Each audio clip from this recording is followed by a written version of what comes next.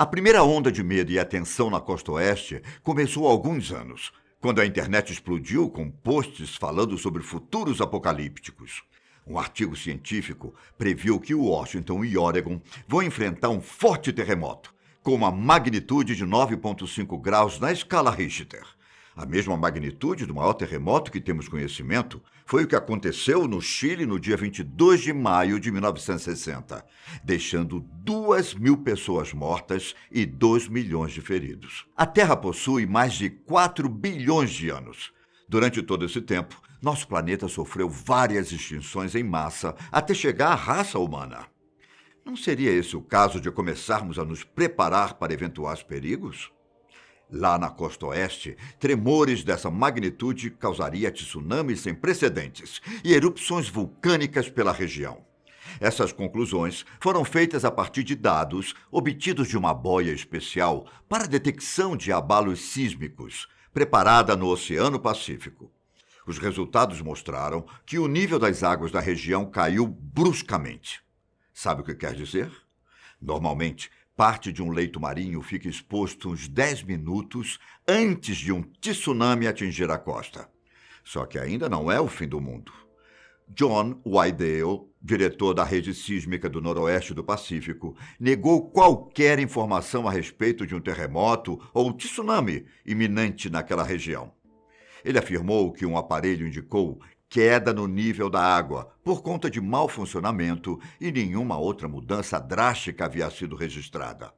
De acordo com o diretor, realmente é possível que aquela região sofra com desastres naturais, mas é provável que isso não ocorra em um futuro próximo. Um alívio temporário para um problema longínquo, já que cientistas não negam um fato de que alguma coisa perigosa está acontecendo abaixo dos territórios de Oregon e Washington. O perigo vem de uma placa tectônica chamada Juan de Fuca, que possui uma área de 250 mil quilômetros quadrados. Antigamente, este bloco rochoso fazia parte de uma antiga placa tectônica chamada Farallon, que com o tempo se dividiu em 3 partes, após ser sobreposta pelo lado oeste da placa norte-americana. Uma das partes do tamanho do estado de Michigan foi nomeada em homenagem ao famoso navegador espanhol Juan de Fuca. E foi justamente essa parte que começou a afundar, sob o limite da placa tectônica do noroeste dos Estados Unidos. Começou, entre aspas, na verdade. Estima-se que esse processo teve início há mais ou menos 180 milhões de anos, quando o supercontinente Pangeia se dividiu. A lenta movimentação desses gigantescos blocos rochosos influencia na formação da nossa superfície. Colisões geralmente ocasionam o que é chamado de zona de subducção, que consiste na colisão de uma placa oceânica com uma placa continental. Quando isso ocorre, é comum que a placa oceânica afunde até o manto, formando cadeias rochosas, como a Cordilheira dos Andes, ou fossas oceânicas, como as fossas das Marianas. E não apenas isso. Erupções vulcânicas e terremotos podem acontecer ao longo dessas zonas. As pesquisas informam que a subducção da placa de Juan de Fuca pode gerar uma emergência na zona vulcânica de High Lava Plains, que passa por Oregon. Caso aconteça, os moradores podem esperar algumas erupções vulcânicas. No século XVIII, um fenômeno similar ocasionou um grande terremoto, terrível, com magnitude entre 8,7 e 9,2 graus na escala Richter. Grandes tsunamis destruíram vilas costeiras, próximas ao rio Columbia. De lá para cá, a natureza se acalmou e os tremores normalmente não excedem a 6 graus na escala Richter. Só que os cientistas temem que nem tudo esteja calmo como aparenta, pois um grande buraco pode ter se formado na placa tectônica de Juan de Fuca. Tudo não passava de teoria até que eles obtiveram comprovações. Uma equipe da Universidade da Califórnia conduziu pesquisas entre 2011 e 2014, analisando 217 terremotos, para melhorar a visão dessa situação. Eles estudaram a velocidade das ondas sísmicas, levando em conta a variação da temperatura e a composição das rochas. Essas variações permitiram que eles determinassem os limites das placas tectônicas mais frias e densas. Ao mesmo tempo, uma área da placa tectônica, localizada abaixo do centro de Oregon, mostrou uma lacuna nas ondas sísmicas, o que os pesquisadores interpretaram como um buraco. Quando eles realizaram uma tomografia sísmica completa da área, descobriram que o buraco fazia parte de uma grande fenda, que passa pelas zonas mais sensíveis, digamos assim, da placa de Juan de Fuca.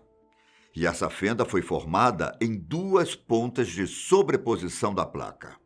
A fenda possui 966 quilômetros da ilha de Vancouver até Cabo Mendocino, e aparentemente a borda inferior dela tem origem no manto da Terra.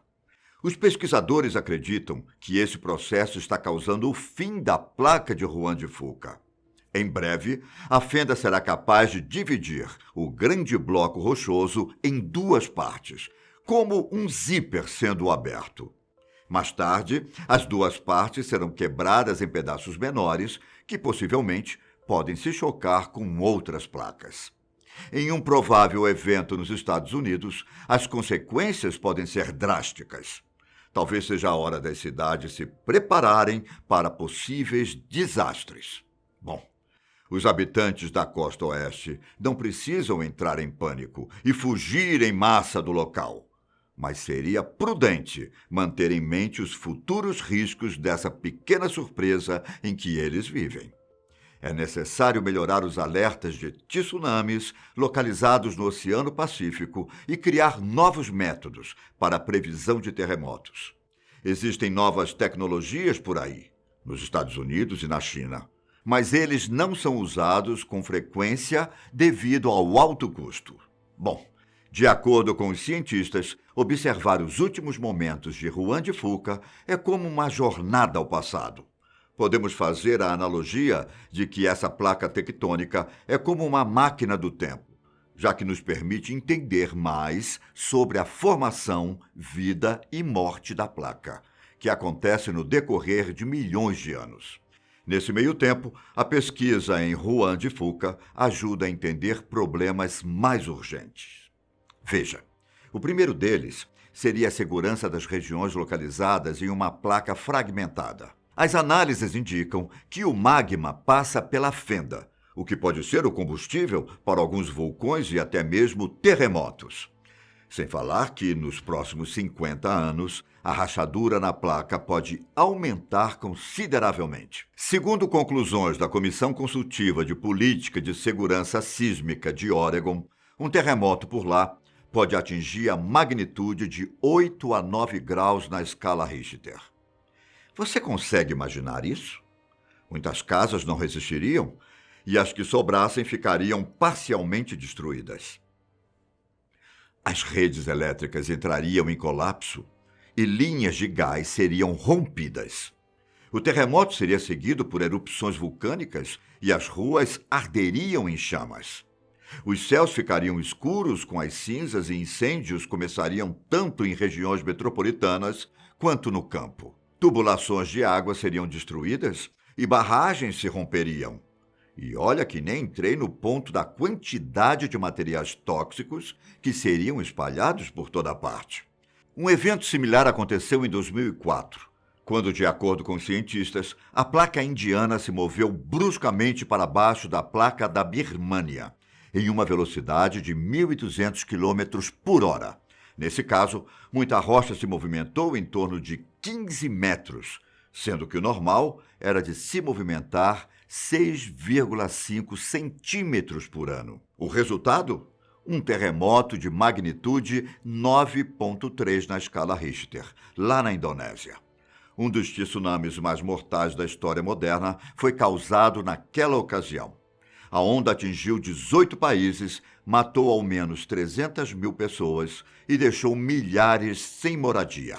Bom, nos Estados Unidos também é provável que um tsunami atinja a região, O fato de parte dos encontros das placas ocorrerem abaixo do oceano faria com que uma grande onda subisse aos céus. Após esse colapso terrestre, restaria apenas ruínas para contar a história, já que muitas pessoas não sobreviveriam. Surgiria, então, um buraco gigante no planeta Terra. E se for verdade?